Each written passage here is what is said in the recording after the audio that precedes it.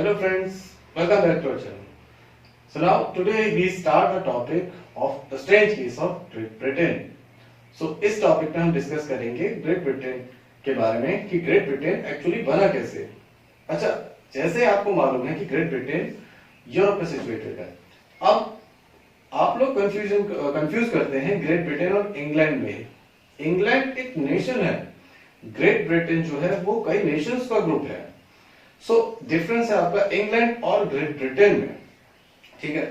अब जो great Britain है, अगर हम उसको देखें, अगर हम बात करें ग्रेट ब्रिटेन की, great Britain, so great Britain आपका ब्रिटिश आइलैंड बोल सकते हैं, ब्रिटिश आइल इसको इन शॉर्ट हम बोलते हैं। सो इस ग्रेट ब्रिटेन में हमारे पास 4 एथनिक ग्रुप्स के लोग रहते हैं जिनका कि अपना एक नेशन है। जैसे अगर मैं आपसे कहूं कि इसमें जो फर्स्ट एथनिक ग्रुप है वो है आपका इंग्लिश। इंग्लिश एक एथनिक ग्रुप है, ठीक है, जो कि इंग्लिश बोलते हैं, इनकी लैंग्वेज इंग्लिश है और इनकी एथनिक ग्रुप एथनिसिटी भी इंग्लिश है। सो इंग्लिश लोगों का जो लैंड है या जो उनकी कंट्री है वो इंग्लैंड है। सेकंड हमारे पास है स्कॉट, ओके, या आप कह सकते हो स्कॉटिश पीपल। जो स्कॉट्स है या स्कॉटिश है, ये हमारे पास सेकंड ग्रुप है या सेकंड एथनिक ग्रुप है ब्रिटिश आइलैंड्स में, जिनकी कंट्री है स्कॉटलैंड। तीसरा जो थर्ड है वो है आपके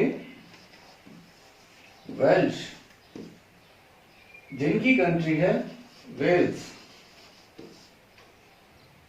फोर्थ जो चौथा एथनिक ग्रुप है आपका वो है आपका आयरिश, जो कि आयरिश एक एथनिक ग्रुप है जो कि आयरिश लोगों का है, और आयरिश लोगों की जो कंट्री है वो है आपकी आयरलैंड।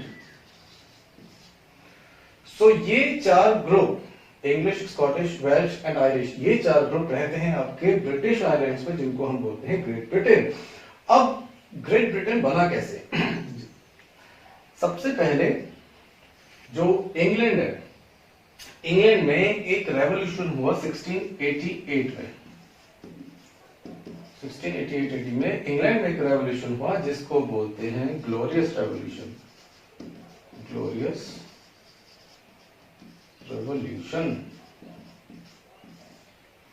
इस ग्लोरियस रेवोल्यूशन में हुआ क्या कि जो पार्लियामेंट है उसके पास सारी पावर आ गई।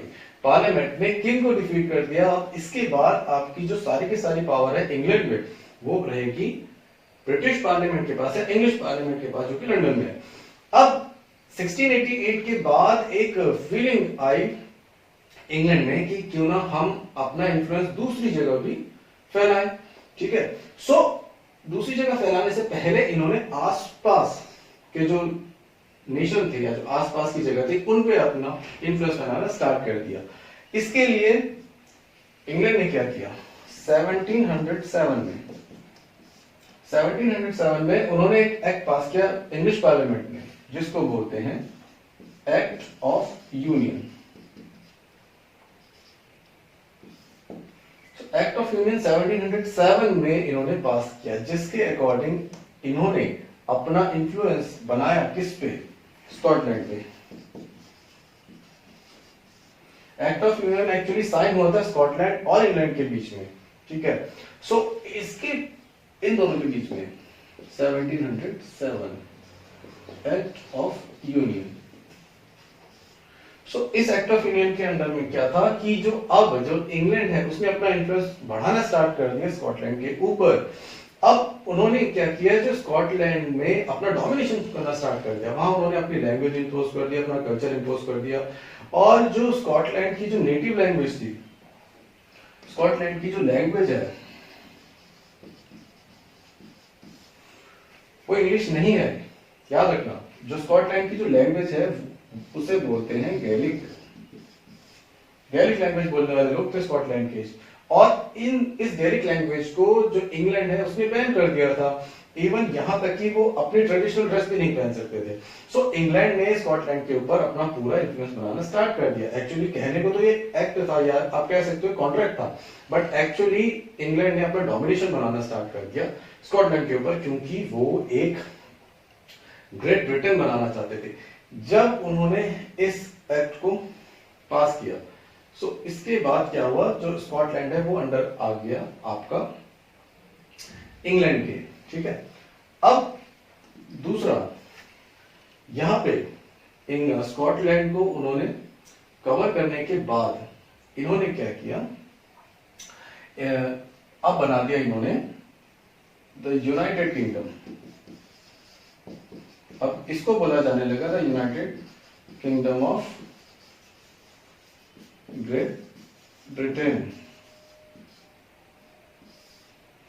स्कॉटलैंड को अंडर ऑक्यूपेशन करने के बाद, उसमें कंट्रोल करने के बाद इसे बोला जाने लगा the United kingdom of great Britain. अब ये यूनाइटेड किंगडम हो गया, जिसको हम यूके भी बोलते हैं, ठीक है।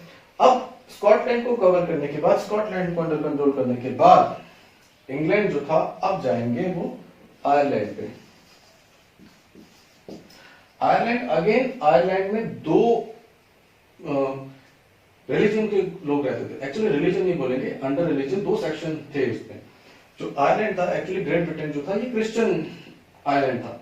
अब इसमें जो इंग्लैंड है वो थे एंग्लिकन्स, ठीक है, और जो आयरिश थे, जो आयरलैंड था उसका मेजॉरिटी जो रिलीजन था ये था आपका कैथोलिक। लेकिन आयरलैंड का जो नॉर्दर्न पार्ट था, जिसको हम बोलते थे नॉर्दर्न आयरलैंड, नॉर्दर्न आयरलैंड जो था ये थे प्रोटेस्टेंट। प्रोटेस्टेंट भी क्रिश्चियनिटी का ही एक पार्ट है। सो कैथोलिक है, प्रोटेस्टेंट।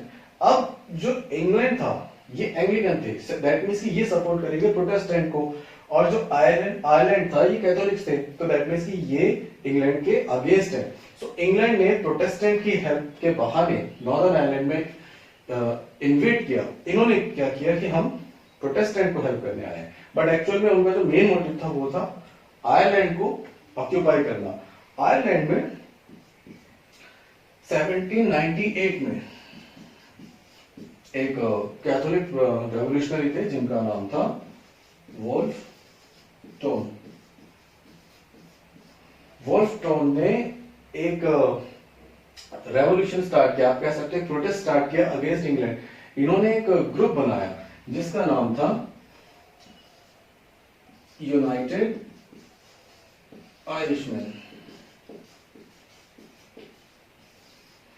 यूनाइटेड आयरिशमैन ग्रुप बनाया वोल्फ टोन ने, और ये United Irishman actually Catholic group था जो कि अगेंस्ट थे इंग्लैंड और नॉर्दर्न आयरलैंड के प्रोटेस्टेंट के। सो इन्होंने इनके अगेंस्ट एक प्रोटेस्ट किया, बट ये जो यूनाइटेड आयरिशमैन था ये फेल हो गया। फेल होने के बाद एट लास्ट 1801 में जो आयरलैंड था, Ireland forcibly occupied by England। 1801 में आयरलैंड को फोर्सफुली, जबरदस्ती इंग्लैंड में मर्ज कर दिया गया। अब जो ग्रेट ब्रिटेन का जो ड्रीम था वो कंप्लीट हो गया, क्योंकि ये चारों अब ग्रेट ब्रिटेन में इंक्लूड हो चुके हैं। वेल्स जो था वो इंग्लैंड का ही एक पार्ट था। इंग्लैंड का जो आपका वेस्टर्न पार्ट वो वेल्स है, तो उसमें ज्यादा प्रॉब्लम नहीं है, बट प्रॉब्लम स्कॉटलैंड और आयरलैंड में थी, स्पेशली आयरलैंड में ज्यादा प्रॉब्लम थी। सो अब ये सब मिल चुके हैं, हमारा ग्रेट ब्रिटेन बन चुका है। सो जो इंग्लैंड ने ड्रीम देखा था एक ग्रेट ब्रिटेन बनाने का, वो अब कंप्लीट हो चुका है। और आज भी अगर हम ग्रेट ब्रिटेन की बात करें तो उस ग्रेट ब्रिटेन में हम इन 3 कंट्रीज को इंक्लूड करते हैं। ये 3 कंट्रीज प्रेजेंट में ग्रेट ब्रिटेन का पार्ट है। अगर आपने देखा होगा कि ओलंपिक में ग्रेट ब्रिटेन की टीम आती है, ना कि इंग्लैंड की, सो उस ग्रेट ब्रिटेन में हम ये 3 कंट्रीज को इन्वॉल्व करेंगे, ठीक है। आयरलैंड अपने आप को ग्रेट ब्रिटेन से अलग बताता है, यूनाइटेड किंगडम का पार्ट अब नहीं है। बट अगर हम बात करें ब्रिटिश आइलैंड्स की, ब्रिटिश आइल की, उसमें हम आयरलैंड को इंक्लूड कर सकते हैं। ठीक है। सो ये ऑक्यूपाई करने के बाद जो ब्रिटेन था उसने अपना सारा का सारा जो कि इन्फ्लुएंस था वो इम्पोज करना स्टार्ट कर दिया इन कंट्रीज के ऊपर। अब जो ब्रिटेन था उसने अपनी लैंग्वेज को इम्पोज किया जो कि इंग्लिश थी, अपना नेशनल एंथम जो कि था कि गॉड सेव आवर किंग और क्वीन, ठीक है, और अपना फ्लैग जो कि यूनियन जैक था जैसा कि आपको पता है। सो ये सब इन्होंने इम्पोज कर दिया अब किस पे, इन कंट्रीज के ऊपर। सो ग्रेट ब्रिटेन का इन्फ्लुएंस ब्रिटिश आइलैंड में हो गया और अब एक ग्रेट ब्रिटेन बन गया जो कि आगे जाकर पूरी दुनिया में डोमिनेट करेगा। सो ये था आपका ग्रेट ब्रिटेन और थैंक्स फॉर वॉचिंग। अगर इससे रिलेटेड कोई भी प्रॉब्लम है मैं इसका लिंक पीडीएफ में डाल दूंगा और आप इसे वहां से देख लेना। So thanks for watching, do like share and subscribe our channel. Thank you.